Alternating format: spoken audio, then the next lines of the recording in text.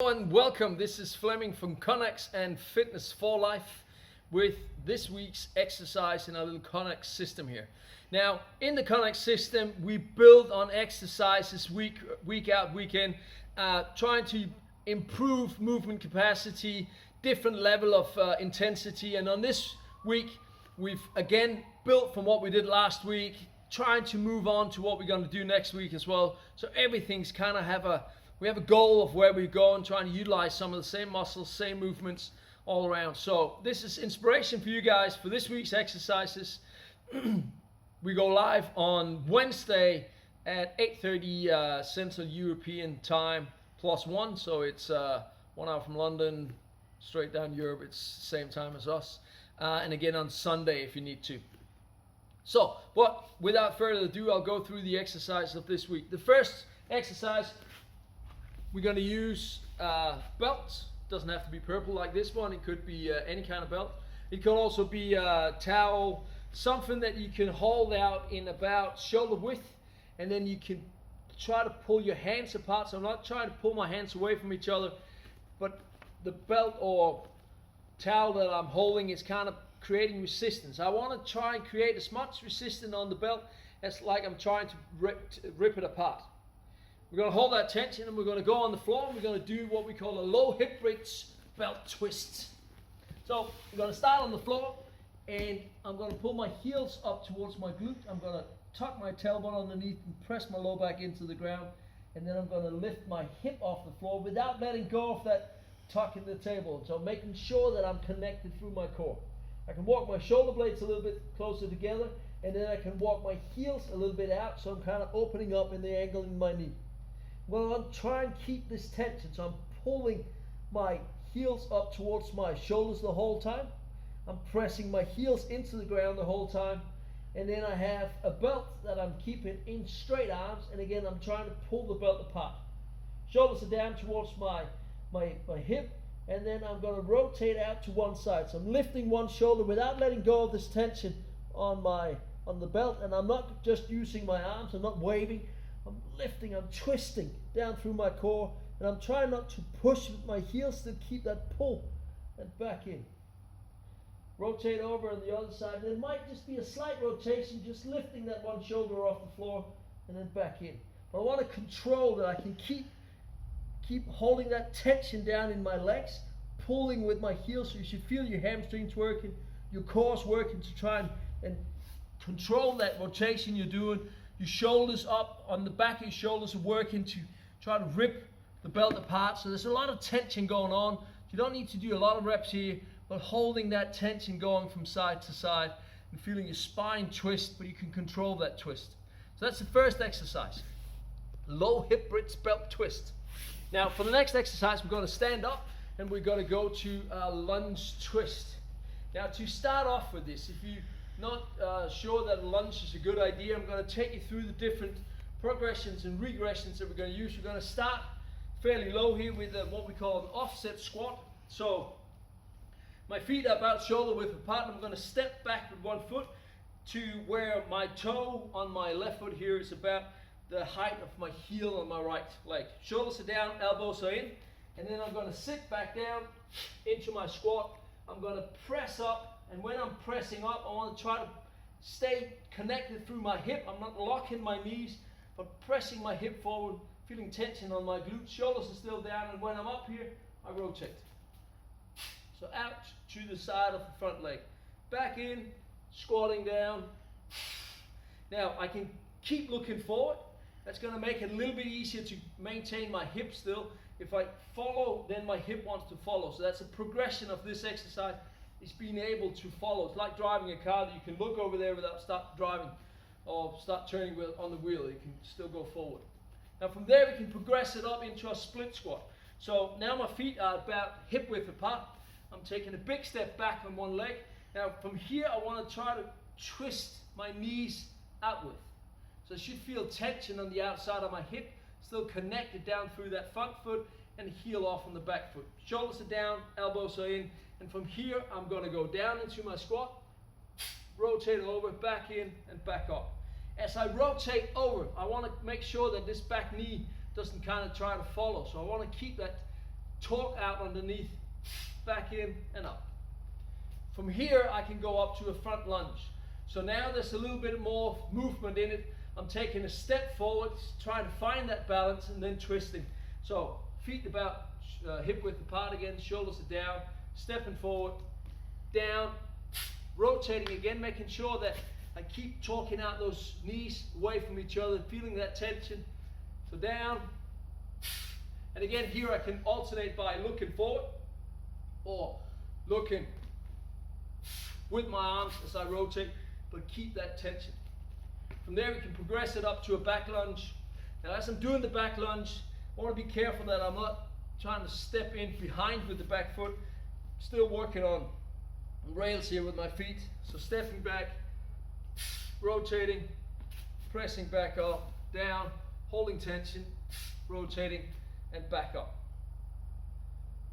That was a lunge twist, exercise number 2. Then we go to exercise number 3, which is our mountain climber get up. Now we're going to use some of all that stability that we've created from our low hip bridge belt twist, that activation of our core and hamstrings, the balance from the twist on our lunge to do the mountain climber get up. Now I'm going to start this off, or can start this off, on a chair, depending on my hip mobility, how strong I feel I am, or depending on how my knees are feeling, then I can use the chair to kind of elevate my upper body a bit, giving me a little bit more clearance to go so I can keep that perfect form, or as good form as I can, and safe form as well, without any aches or pains anywhere. So, hands on chair. I'm going to tuck my tailbone underneath, press my heels back so I have my hollow body position. One foot up, so it's on the outside of my hand, pressing that foot into the ground, keeping the back foot straight, and then pressing my hip up and forward. So notice that my upper body follows. As soon as I press my hip up and forward and my foot down, my upper body comes up. So I feel connected down through that movement. Stepping back, keeping that back leg straight, back into my hollow body, up, other side, and pressing back up. Now I can use the other leg for balance, or I can keep it off the floor depending on how I feel. Be careful when you're using a chair not to kick the chair, especially if you're wearing bare feet like me. Now from there we can progress it up and go down on the floor. Again, if you have the hip mobility to it. It's not better going down on the floor, it's just increase mobility if you have that mobility. You could go for a chair of this height to one that's a little bit lower, again then increasing that mobility, that range of motion. But here we're going to start down in the hollow body again. So tucking underneath, shoulders are being pulled back down, I'm pressing my heel back, and then one foot on the outside of my hand, knee and shoulders in, keeping that back leg straight, pressing that front foot in, and pressing my hip up and forward again, finding that tension on your glute, not locking your knee, feel connected down through your foot, stepping back, again keeping that back leg straight, back into hollow body, foot up, and pressing up. Making sure that you don't go back before you have your balance up here. Now we can increase this again, using a lot more stability, a lot more tension around that leg.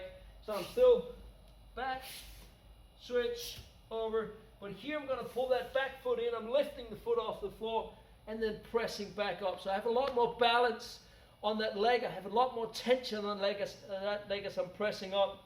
Again, back into it, shoulders down, foot up, in, pressing back up. So you need a lot more connection, a lot more of that tension around your hip, making sure that your hip doesn't turn out as you're coming back up, and keep that same momentum. Again, doing it in 30 seconds, you have plenty of work to keep going, plenty of work to kind of keep going for those 30 seconds and get a lot of it. And then you can progress and regress as you feel fit to. Now from there we go to a sit-through press. So in our two first exercises, we had our low hip bridge and our lunge twist. We had an upper body twist. Now from here, we're going to control the twist with our hip, using some of that stability around our hip that we had in the mountain climber and the lunge twist as well.